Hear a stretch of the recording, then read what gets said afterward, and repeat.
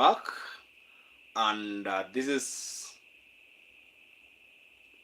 is the political room in Kenya and in other parts of the world. Political room in Kenya and in other parts of the world. So I'm gonna start with this. I'm gonna start with this. I'm gonna start with this. I'm gonna start with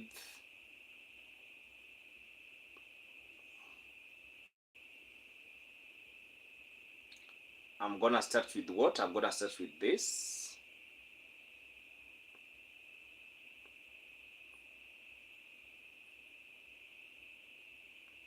Saitabau Kanchori. Kanchori telling Junet to shut up. Saitabau Kanchori told Junet Mohammed to shut up. Saitabau Kanchori, the Azimio agent in the 2022 elections, the Azimio presidential agent in the 2022 elections. So in the 2022 elections, Raila Odinga was actually the presidential candidate, while Martha Karua was the running mate. So Kanchori said this, and I want to read. The truth about 2022 as the new presidential fiasco is well documented. Junet should be the last person to talk about the 2022 election or to attack Uhuru Kenyatta. Wewe Junet, nyamaza kabisa. Shenzi sana, Kanchori wrote, using strong language to convey his message. So according to Kanchori, Junet bungled with the 2027 elections big time. And now there is blame game in ODM, serious blame game. The other time we saw the SG of ODM, Edwin Sifuna, coming out clearly and vehemently giving out serious claims that Junet bungled the 2027 general 2022 general elections, and of course Raila Odinga lost that election. So according to Saitabau Kanchori, the Azimio chief agent then for the presidential campaigns, presidential elections, it is Junet Mohammed who bungled the agents' money, the money which was meant to pay agents. You see William Ruto had these agents across the country paid. Raila Odinga also had his agents. But his agents were not paid, more so in central province, central Kenya. Mount Kenya counties, Murang'a, Murang'a, Kiambu, Kisumu, all over the country. The agents of Raila Odinga for Raila Odinga were not paid. And that one brought what Raila Odinga was defeated. So according to Sifuna and Saitabau Kanchori, Raila Odinga was defeated because of Junet. Raila Odinga was defeated because of who? Junet.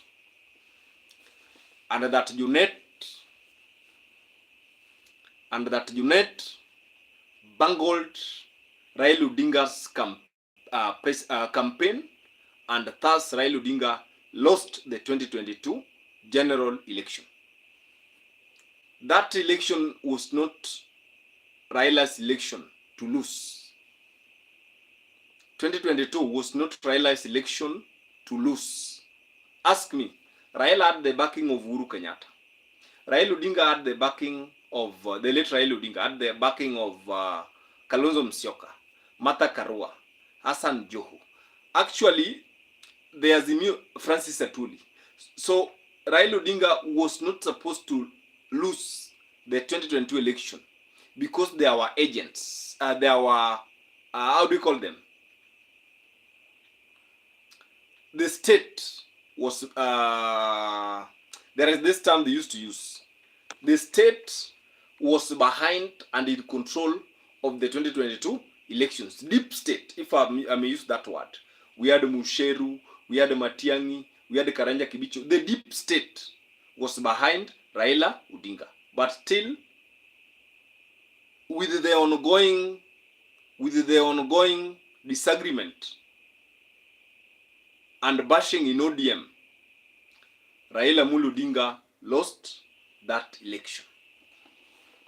And now, blame games in ODM that Junet bungled Raila Odinga's campaign, and thus Raila Odinga lost the 2022 general elections. At one point, they want to kick Sifuna out. They want the rebels within ODM to quit ODM.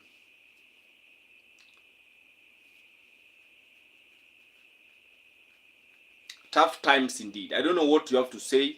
Maybe you can drop your views in the comment section. What do you have to say over the blame game inside the Orange Democratic Movement?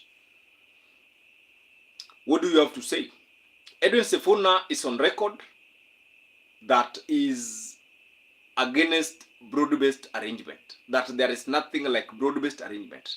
Edwin Sifuna is the SG of ODM, the Secretary General for ODM in that matter, or for that matter. And he has maintained that he will not support William Ruto, and that there is no agreement between ODM as a party and Kenya Kwanza coalition, that nothing like broad-based. That is what Edwin Sifuna is saying. Again, there is something that shook the country yesterday when Babu Owino claimed that Robert Alai assaulted him and even attempted to shoot him at a particular restaurant.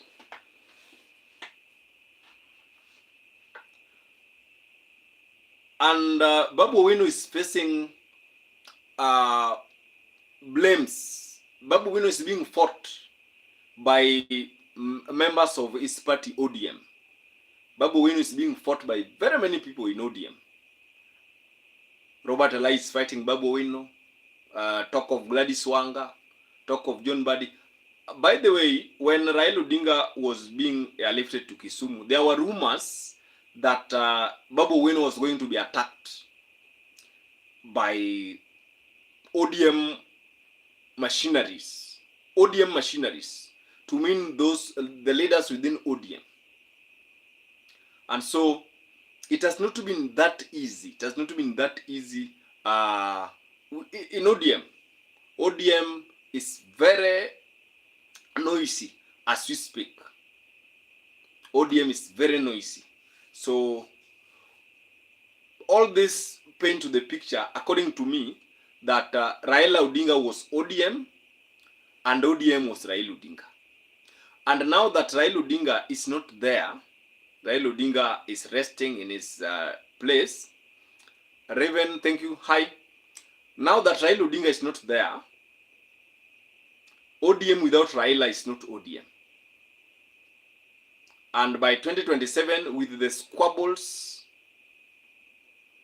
that we are now seeing in ODM, with the blames and whatever thing that is now happening in ODM,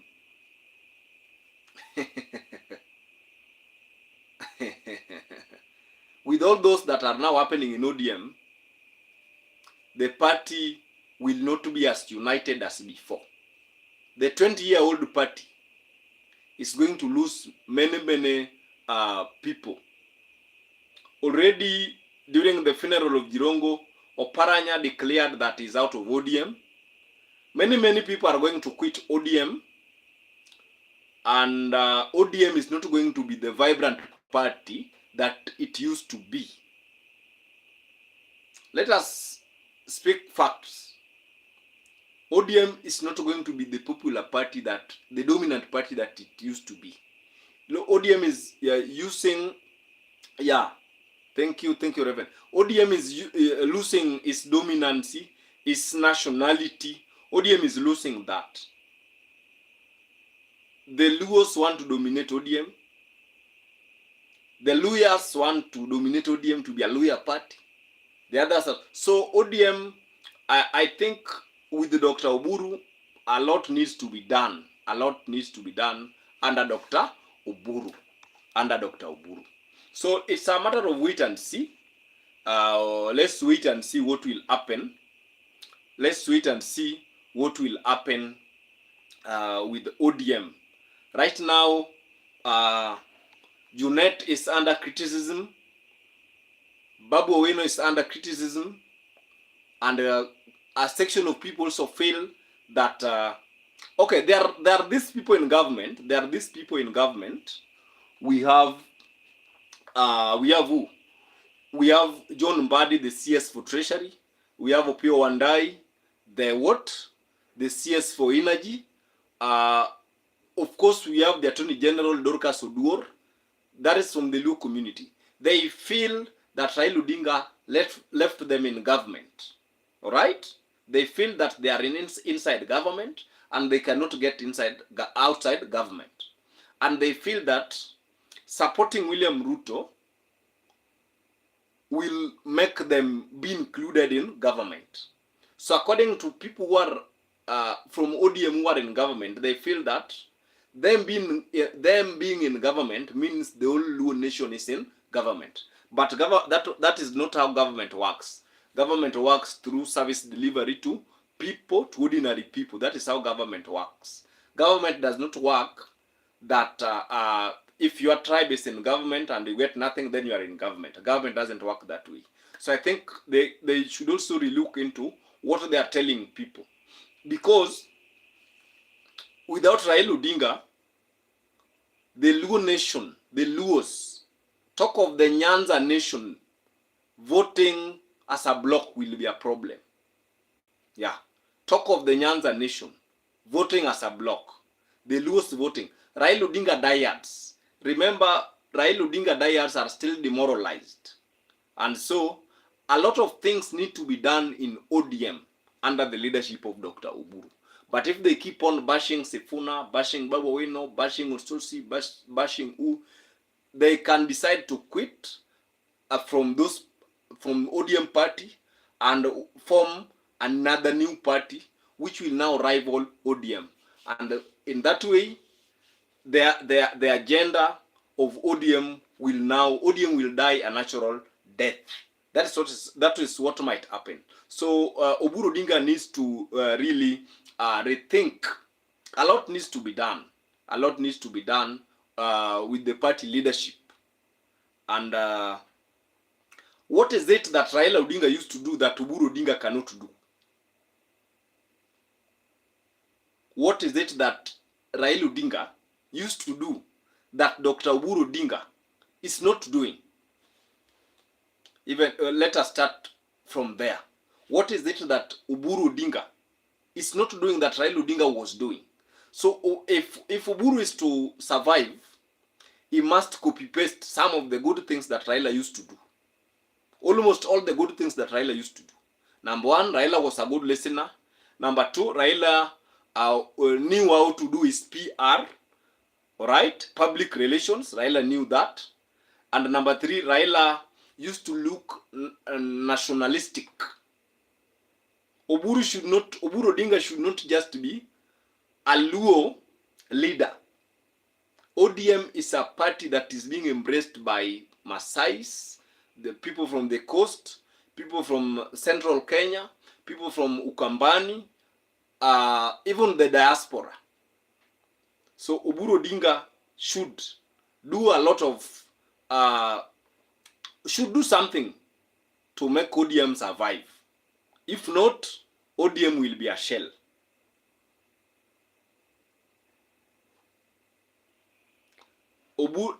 Because anytime Oburu gets closer to Ruto, he loses all his relevance until he feigns to turn against William Ruto. Anytime Oburu Odinga draws or goes close to William Ruto, he becomes relevant.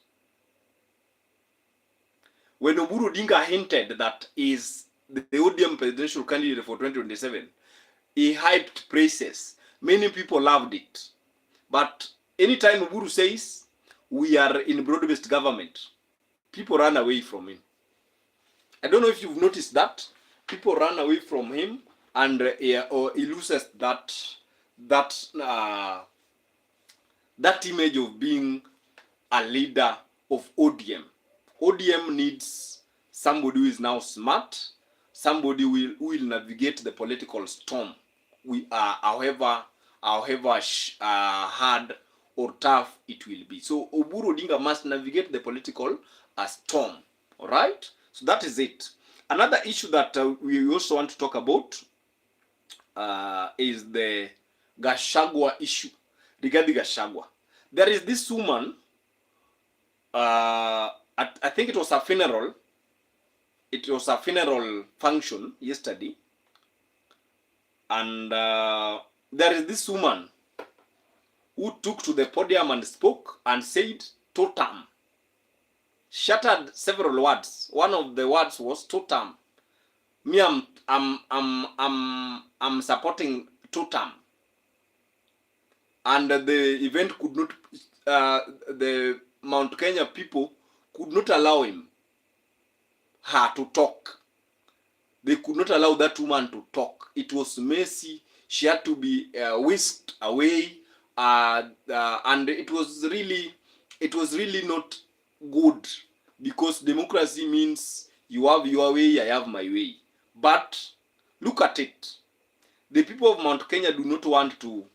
They don't want anyone to stand before them and tell them, receive greetings from William Ruto. Receive greetings from two-term William Ruto. Why the people of Mount Kenya hate? They have switched off from William Ruto. Their loyalty is with Rigathi Gachagua. That is something that was evident yesterday. That their loyalty is with Rigathi Gachagua. And that one could explain something. During the Mbeere North by-elections, the government used a lot of state machinery was used. A lot of resources was poured in just a by-election. That explained how tough Rigathi Gachagua has become. Rigathi Gachagua has become so tough that the government cannot just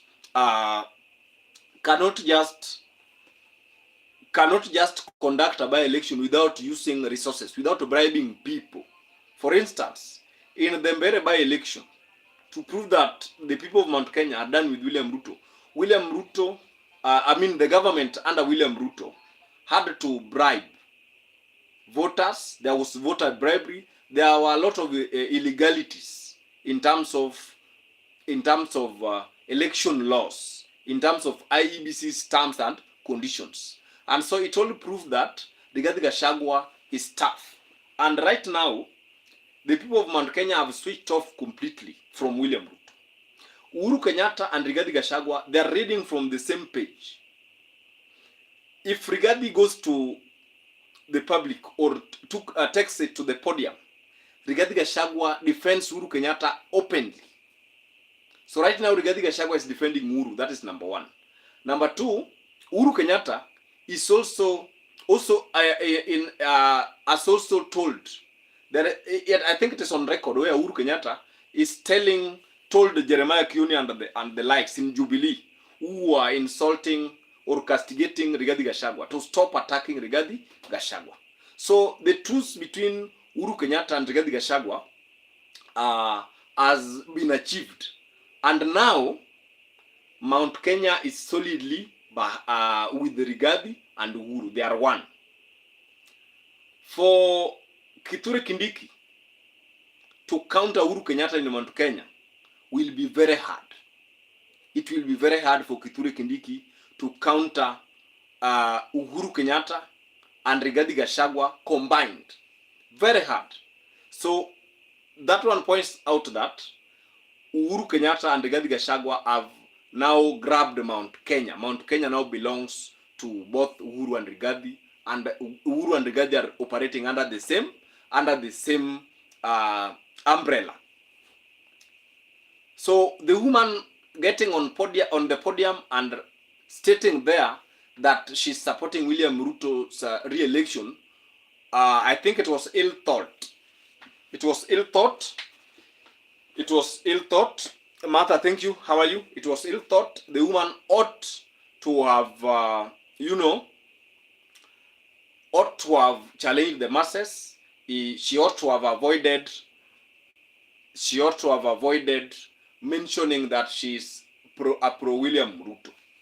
So that one again resulted into so many confusions, which later left many in shock. People are in shock, actually. People are in shock seeing someone whisked away for shouting Ruto's name two-term. Then there is this thing that I also want to talk about here. Death penalty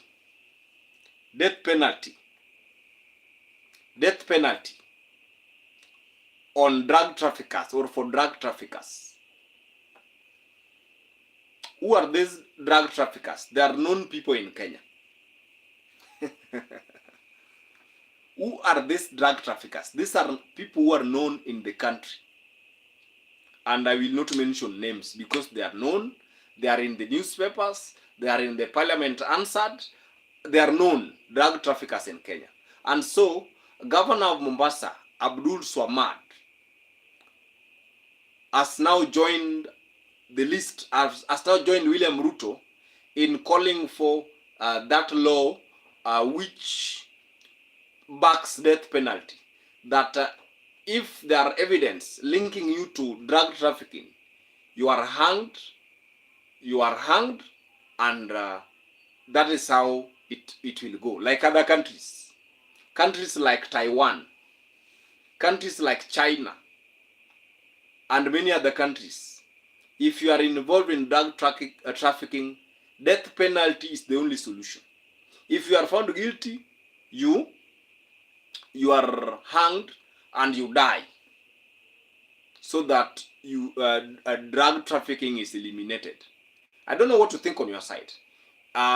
Personally, according to me, it should not be only drug trafficking, but also the entire corruption, even just stealing public money, even just abuse of office through stealing of taxes. So Abdul Swamad, the governor of Mombasa, has joined William Ruto in making sure that law is enforced. Another news just reaching in is that opening of schools have been suspended until 15th. Opening of schools have been suspended until 15th. Opening of schools have been suspended until 15th. So that is according to, parents are questioning the exact date of the reopening. The Ministry of Education has reasons as to why that one they have come up with that announcement. But I don't know why they have come up with that particular announcement. Then lastly, we want to talk about the issue of Venezuela. We want to talk about the issue of Venezuela, where Pope Leo the 16th has called for peace. For Venezuelans. He has called for peace.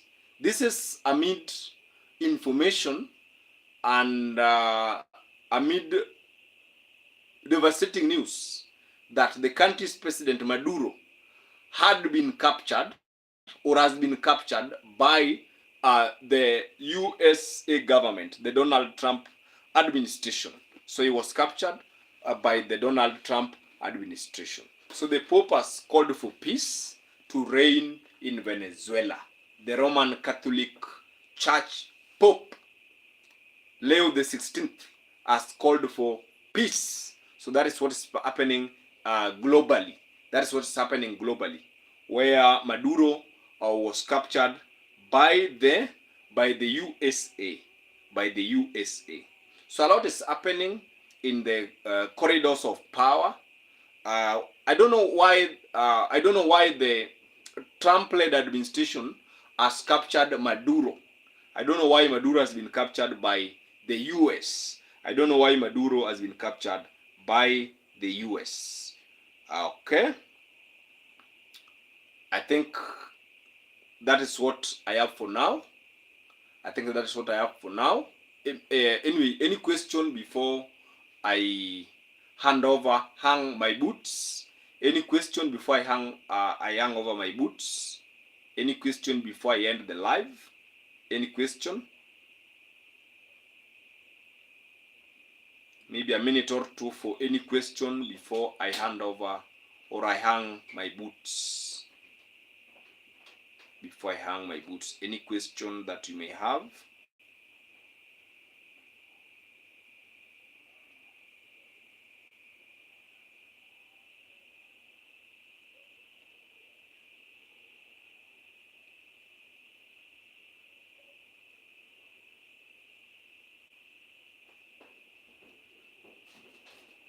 Any question pertaining to whatever we've talked about?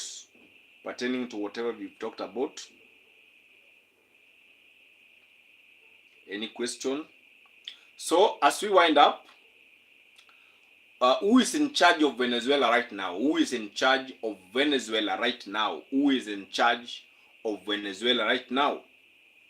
Because the Venezuelan president has been captured. He has been captured together with his wife. So who is in charge of Venezuela? Probably the army. Teach Bore, thank you for joining the show, and many others who are watching. So who is in charge of Venezuela? As I wind up? Who is in charge of Venezuela?